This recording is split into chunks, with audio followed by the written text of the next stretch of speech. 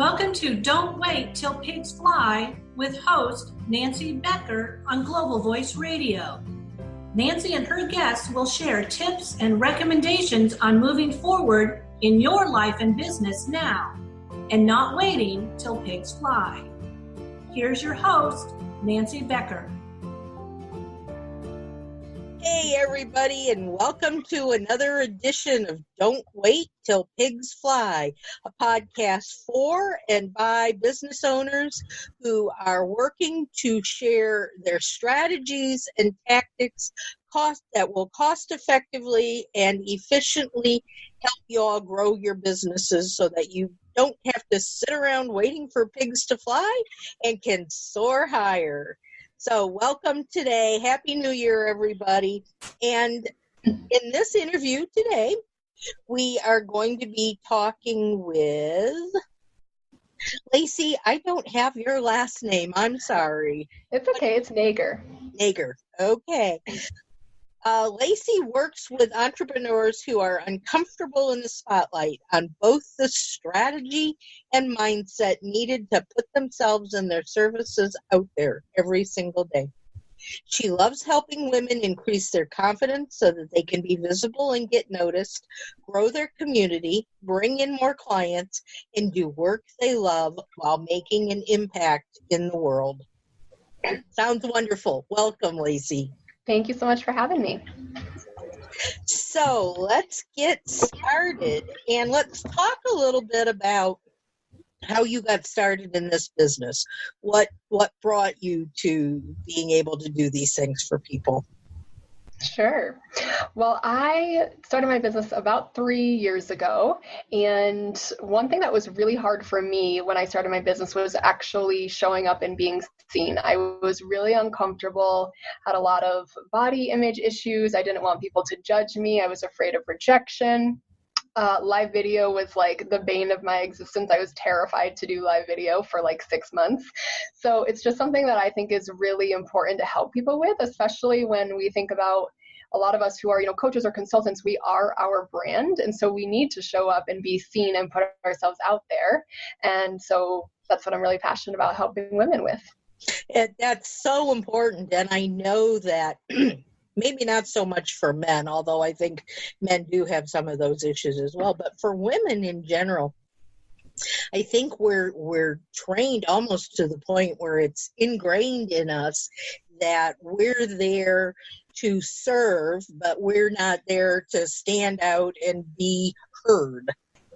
So I find that with a lot of my clients is that they just, I can't do that. I can't get on live video. I can't talk to people. I can't sell. There's all these I can'ts that are out there instead of the I'm going to rock it, kind of thing. So I know for me, a couple of years ago, after I had gone through an accident that I had about 5 years ago, I just really was down, and the longer I was down and sick, the less self-esteem I had, and it got to the point where somebody wanted to talk to me, and I'd go, "Oh, thank you. Oh, you don't have money to pay me? Don't worry about it." Well, they were getting all the help, and I wasn't getting anything because I was afraid to. I was just so thankful that somebody wanted to listen to me that I let it go. And I think that's something that a lot of us have trouble with. Mm-hmm. What do you say to that?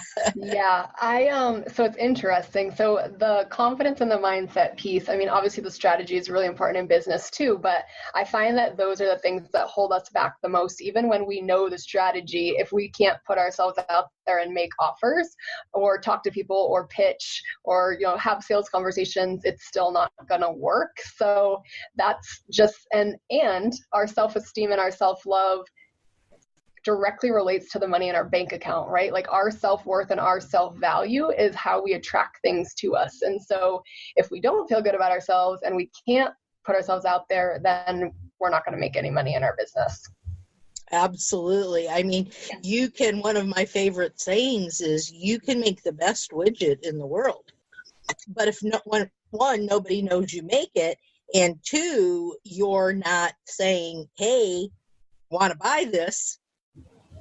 You're not gonna be doing much. You're not gonna have a business for very long. Exactly.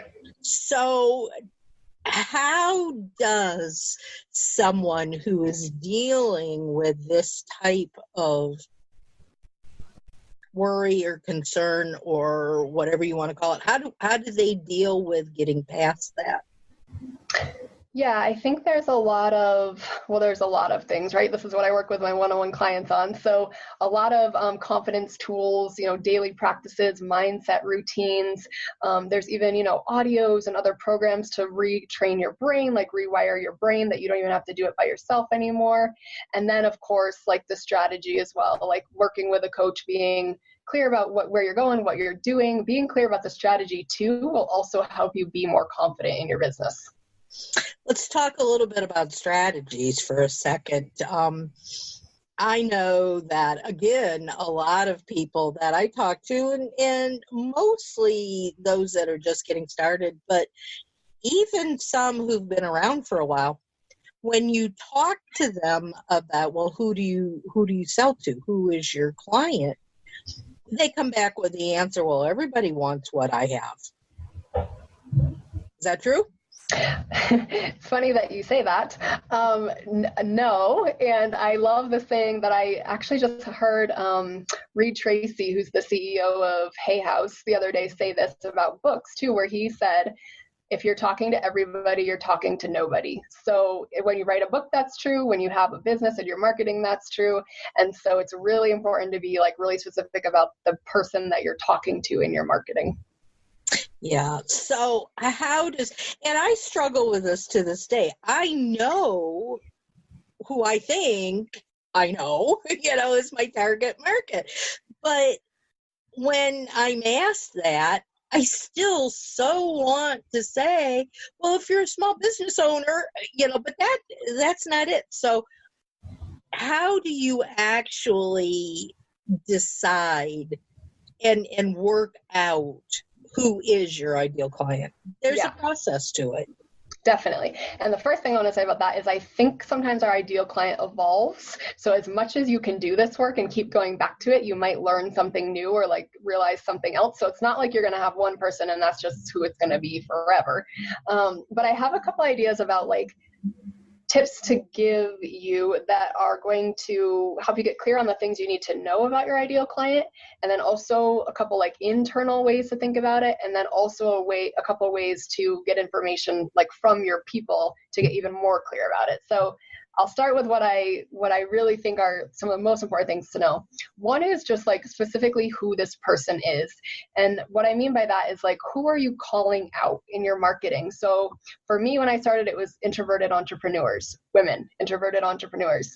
Maybe it's, men who have gut health issues. Maybe it's single moms who are divorced, like whatever, like just be really as specific as you can about your person. The other two things that are important are their pains and their pleasures. So pains is what are they struggling with? What are their irritations, their challenges, their frustrations? What are they staying up at night, like crying about? What are they complaining about to their friends? And then on the opposite side of that, like what do they desire? What do they want? What would be like the most amazing life for them? What are they actually working towards? What is their ideal lifestyle? And I would challenge you or anyone who's kind of struggling with this to actually list some of these things out. Like grab a piece of paper, make 2 columns, pains, pleasures, and list everything that you can think of. And if you're like stuck anywhere, a couple of ways that you can think about this is, one, a lot of us were our ideal client. So we may know some of the answers to these because we can remember when we were back there, like, oh, this was hard and this was what I was complaining about and this was what I wanted. And then the other thing is like, if you've worked with clients before, who were the people that you really liked working with? What was it about them? Get a little deeper about even like their characteristics, their personalities, their values, like what made them absolute ideal clients for you. And on the opposite side of that, who did you not like working with? Because that'll also tell you who your ideal client is. If there's something that you don't like about people, it could be something as simple as like they didn't show up on time for appointments or something. Like maybe that's not something you're going to talk about when you're talking to your ideal client, but when you're talking to someone about working with them and they don't kind of meet all these things that you're like, yes, this is my ideal client, you're probably not going to work with them. So these are just some ideas to kind of get clear about who this person is, like internally, to think about that. Yeah. Well, and I know, listening to what you're saying, I'm thinking I have a very specific person that I want to work with. But when I tell people I want to work with the very small business owners who are just getting started, who don't know where to turn, who don't have things in place, everybody out there in the world tells me, oh, you don't want to work with them. They don't have any money. They don't want to this. They don't want. So then I moved for a long time. I tried to move to larger businesses, to people who've been around and I just didn't feel it. It just wasn't right. Mm-hmm. So I think that's something else that people need to listen to, is what you're saying. Does it feel right? Is it really, who you want to work with? And if, for me, and jump in here and share your thoughts too, but for me, I think, okay, so I want to work with these small businesses. What do I have to do then to make them say, yes, I really want, I may just be starting. I may not have a lot of money, but she's who I've got to talk to. She's who I've got to work with. Yeah. I think your people, when you're thinking about who you want to work with, I think there are ways that you can figure out, even if everybody else is telling you, boo-hoo, that's not who you're supposed to work with. Yeah. What do you think? Yeah, I have a couple of thoughts on that. One is that I think that your dream clients, your perfect people, will always have a way to work with you. Like, the money's not an issue ever. Like, if you know who your person is, like, there's 6 billion people in this world. You can't find 20 people to work with you and want what you have. You absolutely can. So let's just get rid of that belief that they don't have money. And then, I think that goes back to the pains, right? The challenges, the struggles. If you know those things really well, and I can give you a couple other ideas for gathering that information. If you know those things really well, you can speak to what you're going to help your people have by the end of your work together. What are the outcomes? What are the benefits? What are the transformations? Because that's what people buy. They don't necessarily care that you have a 9-session program and you're going to talk for 45 minutes each week, right? They want to know that you can solve their challenges and their problems and move them forward towards what they actually want. Absolutely. And why don't you go ahead and share those other ways of finding those answers out? Sure. Yeah. So I love these because I have been doing them since the beginning of my business. I do them pretty regularly still. And okay, so the first way is that you can do ideal client interviews. And this is something that I would absolutely recommend, even if you've been in business for a long time. I do them about every 6 months or so. And especially when I'm creating a new program, because essentially what you're doing is you're going to call out to your people. You're going to ask them to get on the phone with you. You're going to ask them questions about what their challenges are, what they want instead. And if you have an offer or you're running something by them like that, this is what I have, what's missing? Would this be helpful for you? How much would you pay for this? Which, take with a grain of salt, but any information that you can even just get from them about your offer, if it would be helpful, again, what their challenges are, what their struggles are, and you can use their exact words and phrases in your marketing. So that's really helpful as well. So you can do this. Let's say you're new and you don't have a community or clients yet. One way that I've had really good luck doing this before I had a community was in other Facebook groups, right? So I knew where my people were hanging out because I knew who they were. And I would just literally write a post that said introverted entrepreneurs, I need your help. I'm making some, updates or changes in my business. If you have 10 minutes to do, or I would say 15, but not more than that, 15 minutes to do ideal client research with me, give me a yes in the comments. And then, of course, you can also give them something free, like a free session or a guide or something. If you can post that, check the group rules. But I have always had at least 30 people respond to that. People are so willing to help you with research and actually give you information. It's a really great way to build relationships too. So That is one way. If you have a community, you can obviously reach out to your people to do these interviews, whether it's Instagram, Facebook, your email list. You can also ask for feedback in emails from your people regularly. Just like, what are you struggling with? What are your challenges? What's coming up for you right now? Like anything to give you feedback so that you can always keep a pulse on what's going on with your people and the content you can create and the offers that you can create. So it's really an ongoing thing.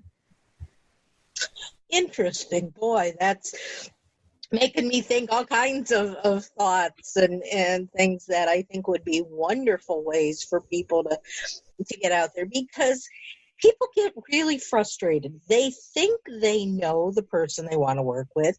They think they know their challenges and their benefits and the values and all that. I think people also get confused and don't understand the difference between benefits and values. Can you explain the difference between those?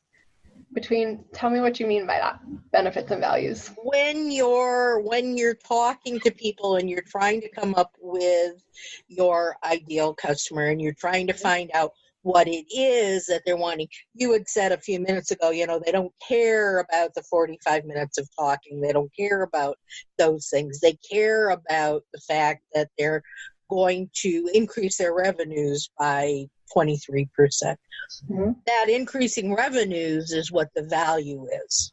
Mm-hmm. Benefit is talking for 45 minutes. Right. Why do people want the value more than the benefits? I think it's just the way that our brains work as humans. Like we're trying to either get out of the pain that we're in or we're moving towards pleasure. So that's why those things are important when you're talking to your people. And yeah, I think the value is just you're talking about what you can give them, what they can get out of working with you. And that's going to be the thing that's going to have them say, like you were talking earlier, like, yes, I want to work with her because I know that she will help me X, whatever it is you do. Mm-hmm. Right. Okay. So if we're trying to create a program, something that we want to sell, and I think we're talking more along the lines of service-based businesses. Am I right? It could be a program, product, or service, but yeah. Okay. So if you're creating a program, for me, it might be a new podcast, that I want to do.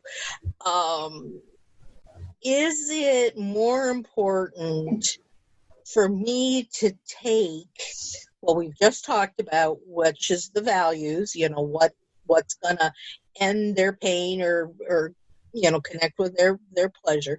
Is it more important for me to create a program based around those things than it is for me to create something that I want to do? Yeah, great question. I think it's a mix of both. I think that the way that we usually start our business, right, is we're really passionate about something. A lot of times, like we talked about, it's something that was hard for us or frustrating for us, or we wish we had when we started. So that's kind of like the starting point. But I also think it's important to know what your people are, what they want and what they will invest in, because otherwise they're not going to pay you for it. So I would kind of start, if I were doing this, I would kind of start with the idea, right? Like we think we know what our people want because we know what we wanted. And then I would do ideal client interviews and I would tweak anything that didn't quite fit and maybe add. So I think it's a balance of both. Okay. Because I know for myself, I get so excited because I want to do this or this or this. And, it's just everybody's going to want what I'm offering. So I spend hours working on this program to get it out there, and then nobody signs up for it. Yeah. So, why? Yeah. So I have another kind of like bonus idea that I can share with you if you're interested. It's something that I just learned about recently that I've been doing a lot, and it's been kind of fun. So let's say that I have an idea for a program. I do some ideal client interviews. I get some more information. I know what I want to create. I still don't create it until I actually offer it. So I learned this from one of my coaches recently who was like, pitch it, right? Like you know what the benefits are, you know what the values are. So you kind of have a general outline of what it is, but don't actually create the program until someone signs up for it. So you're basically saving yourself all that time because you're basically doing research even by pitching it. And if it doesn't work, then you're like, okay, maybe I can tweak this, or maybe I just need to like shift it a little bit, or maybe there's something else that's more important to my people. And then you didn't just take, because I used to do this too, like months creating a program that like no one is interested in. Yeah. Yeah. Where do you look for clients? I do most of my marketing online, and I also get a lot of clients from referrals from people who have already worked with me. Do you offer, as a referral, do you offer any sort of a referral incentive? I do. I have a referral program. So that is not quite an affiliate program in the sense that there's not links, it's not that formal. We don't track it that way. Essentially, it's a 20% referral fee. And what most of my referral partners choose to do is they'll give 10% of that discount to their client, and then that gives them the incentive to drop their name so that they get that 10%, and then the other 10% will go to the referral partner as a fee. I like that idea. That's a good one. That's great. Everybody listening, hear this. Sounds like a good way to go for me. I've been running into that a lot lately where people are doing these referrals. It used to be that people would say, oh, no, I don't do anything with referrals. No, I may send them a thank you card. And I'm going, that's not really going to get you far, I don't think. I may like doing things out of the kindness of my heart, however. Yeah. Well, especially so for me, and I'm sure for you too, like a lot of us, the way that our people get results is by working with us and having that experience. So like who better to talk about you to other people? They already know what they can get and what other people can get from you because they've already had these like great, strides and accomplishments. So it's like, yes, I want them to refer people to me, and then I want to incentivize that as well. Absolutely. Absolutely. And I know for a while, I don't know if it's still a big thing, but years ago when I was living out on the East Coast, there was a thing that was big about referrals only. And, they didn't do any marketing. They didn't do anything. It was just they grew their business through people referring them to other people, which I think is a pretty cool way to do it. You're actually absolutely right in that the people that need to refer you are the people who know what you do and can say how great you are. Mm-hmm. So, Lacey, what else do you want to talk to our listeners about? I think just kind of the recap of this, if we want to like recap a little bit, is that what I want them to walk away with, our listeners, is that your confidence in your business is going to have a huge effect on everything that you do, the clients you bring in, the money that you bring in, and your ability to put yourself out there. And one way to get even more confident in your business is to be clear on the strategy, and that includes your offer. And then if we are drilling down even more, like the first part that I would start with your offer is like being really, really clear about who your ideal client is. And that's that one person that you're talking to. Like it could be an avatar, it could be a real person if you have someone in mind. But so every post you write, every email you write, every pitch you make is like in your head, you're talking to or writing to this one person that you've created. Absolutely. You're right on there. That makes so much sense. Do you have anything that you're offering right now that you would like the listeners to know about? Yeah. Well, always offering, right? So yeah, what I think I'd actually love to offer to your people if they're interested is I like to do ideal client clarification assessments. So it's just a 20-minute assessment. We can hop on the phone where, like you were saying, like, I feel like I'm pretty clear about my ideal client, but maybe I'm actually not. And what I find is I can usually find something to help people be a little more specific about it. So just a 20-minute assessment. If they would like to email, it's info@gracefulrising.com. And I'd be happy to set up an assessment with you if you want some feedback about who your ideal client is so that you can move forward with that. great. If you would like to email me that link, then I will put it in the comments here on the podcast when it goes out. So Perfect. That would be a great thing to give to everybody. And how else can they get in touch with you? If they're not really wanting that, but they just want to talk to you, they say, hey, I love what you have to say. I want to sign you up today. How do they get a hold of you? Yeah, love it. So my website is gracefulrising.com. If you want to actually sign up for a call with me, it's a bit.ly link. It's bit.ly/Lacey, Lacey, call, no spaces. So that'll sign you up for a discovery call with me. We can talk about whether it's a good fit to work together.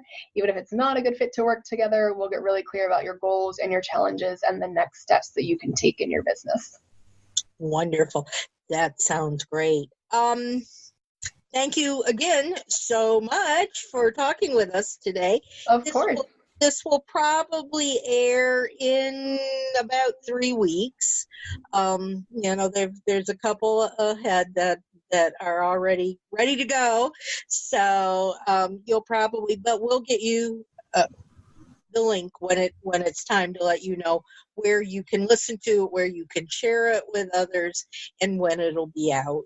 Perfect. Okay? Awesome. All right. In the meantime, guys, thank y'all for listening. Again, as always, please subscribe, download, listen to these podcasts. If you have questions or if there's something that you would like to specifically listen to us talking about, if you know of someone who would like to be interviewed, let me know, and we will see what we can do to get you on the air at Don't Wait Till Pigs Fly. We are heard on Thursday evenings at 5 p.m. Eastern on Spreaker, iHeartRadio, iTunes, and SoundCloud. So until next time, everybody, thank you so much for tuning in, and we'll talk to you again soon. Don't wait for those pigs to fly, but soar higher now. Y'all take care and talk to you again soon. Thanks a lot, and bye-bye. Thank you for listening to Don't Wait Till Pigs Fly with host Nancy Becker. Join Nancy every Thursday at 5 p.m. Eastern on Global Voice Radio.